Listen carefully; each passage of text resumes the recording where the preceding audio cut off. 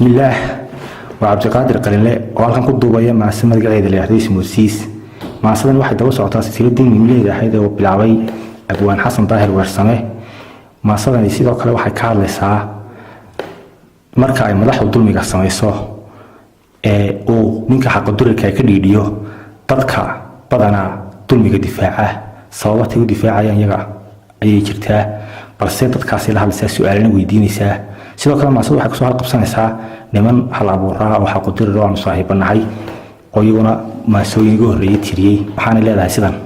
Warsame ku mahadsanid sidaad maalin iyo leyl tuugtiye madaragtada hada maalka shacabkiyo raga mariyay xoolaha murdiyay xalaashaday adigoon ka maagayn runta aad marxaatiga uga marakacaysee u cadaysay madowgiyo waxa ay maldahayaan Abdulaahi Marihiyo murtidaada quruxda leh midda aan ku jecelahay waa muhiimdiskaagiyo marka aad had iyo goor dhabo muusan nawdee damqateedad maxasiyo masaakiin la boobiyo malaayiin dhib haystiyo adu dooda maatida marka aad awaarow tirisaa macaana oo ahaa ma guuraan aleelahe ma dhaafaan iyo aranin mayal adag oo maanta odhan karo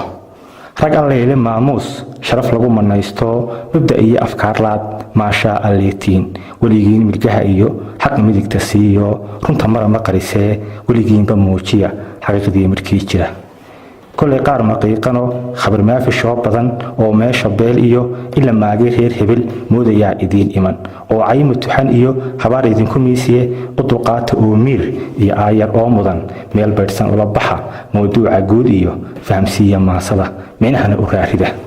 markastoo dhibaatiyo maamulxuma timaado masabkii xilkii iyo dawladii mudnayd koox gaar ah maroorshaan magacii afduubaan maayirtii dadweynaha tuugnimo ku maalaan marna ay badii iyo dhulka meel ka iibshaan maalgashi ha joogee kolka macal xaraashaan habba mooshin keenaan golahana masruufaan dantii loo majiirtiyo hantidiina mariyaan lama waayo ruux muran isma keekinayo ku difaaca maragley eedana ka mooso ila maaga ka hortaga dhaca ay mas'uuladu maaxdii dadweynaha kuma gaabinayaan kala muudsanaayee kala mida wax boobkee maal siiyay garanaye mooy sababta ay tahay waxa ruux dulmigu miray la muuqushay oo xoog lagu dhibay u maanacay in la sheego madaxdiyo malkadii ragii cunay galab aniga oo meel aan maqaaxi jooga dhinacayga midig niman sheeka ay malmalayeen dagta aan ka maalo mid ayaa wuxuu yiri maashee baldaawada waa mahad ilaahay dalku meeshu joogiyo halka uu maraaya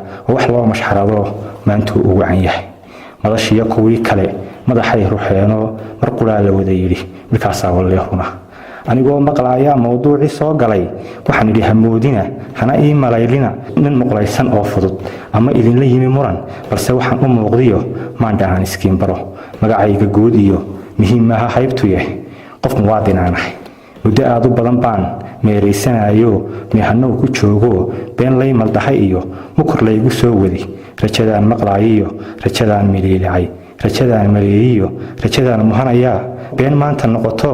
kuwa naga hor muuqdiyo kuwa miliqsanaaye hadda musharaxiintii waa wada maqaar saar doorkana mucaarada habeenkana muxaafida waa wada masiyo tuug dilaal iyo malaaliin dhaqankana iskaga mid ah balse samirku waa muruq hadduu ruuxu magan galo mawlaha ilaahay marna lagama quusto naxariistii may maran midna kama qarsoono wax istabamarsiintiyo hawlaha madaragtada gidi way u muuqdaan markii uu warkaygii halka uu marayaa midiboodi oo yiri joog balmudanow madaxweynaheeniyo wasiirada hamaagine afku inuu maroorsamo qofka madaxda ceebiyo caaymaanad garanayn waxaan idhi maxaa dhacay aymaha hadalkuye dhaliisho la muujiyo miyaad ceeb u aragtaa wuxuu yiri macaankiyo nabadiyo mushaaxiyo fooqyada la wada muray ee quruxda miidhana waxa meherad suuqiyo magaalada ku taalee laga soo muraadsado wad wada masuugto ku muuqan waaye madagaal ayaad horin